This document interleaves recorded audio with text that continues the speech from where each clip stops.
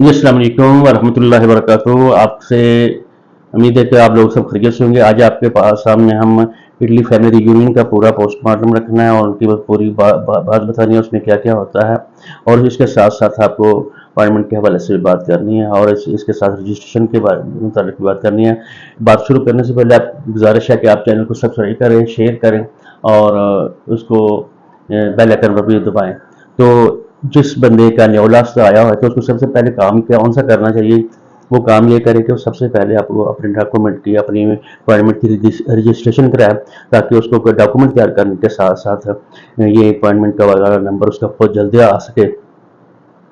और इसके साथ साथ उसका न्योला अगर रास्ता आ चुका है तो जो जो आदमी है उसको बर्थ सर्टिफिकेट भी चाहिए होगा, और उसका शनाख्ती कार्ड भी चाहिए होगा, और साथ साथ पासपोर्ट की कापी चाहिए, CNS की नंबर भी चाहिए होता है। और उसके साथ साथ बताएं कि FRC MRC बर्थ सर्टिफिकेट और निकाहनामा उसकी ट्रांसलेशन आपने करनी है।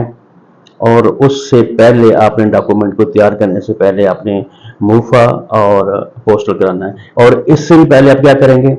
सबसे पहले डॉक्यूमेंट की चेकिंग कराएंगे, उसमें किसी किसी की गलती नहीं है। आपके पासपोर्ट के मुताबिक अपने FRC MRC और हर जगह पे आपके एक ही जगह पे नाम हो और किसी किस्म की उसमें गलती ना हो। निकाहनामे में खासतौर पर काफ़ी सारी गलती होती है, तो अगर आप चेक करा ले तो ज़्यादा बेहतर। अगर हमसे भी सर्विस लेंगे तो हम हाजिर हैं। उसके बाद चेकिंग कराने के बाद आपने क्या कौन सा काम करना है? आपने इसको मुफ्त से और अपना पोस्टर भी वो कराना है। उसके बाद ट्रांसलेशन की ज़बान में करानी है।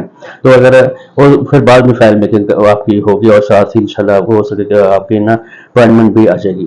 तो इन सब डॉक्यूमेंट के लिए आपकी फीस तकरीबन जो इंक्वायरी फीस अभी उन्होंने शुरू कर दी है, ये जेन में रखे थे, अभी तकरीबन 40,000 रुपया वो साथ देंगे, और 116 यूरो की फीस उनकी होगी।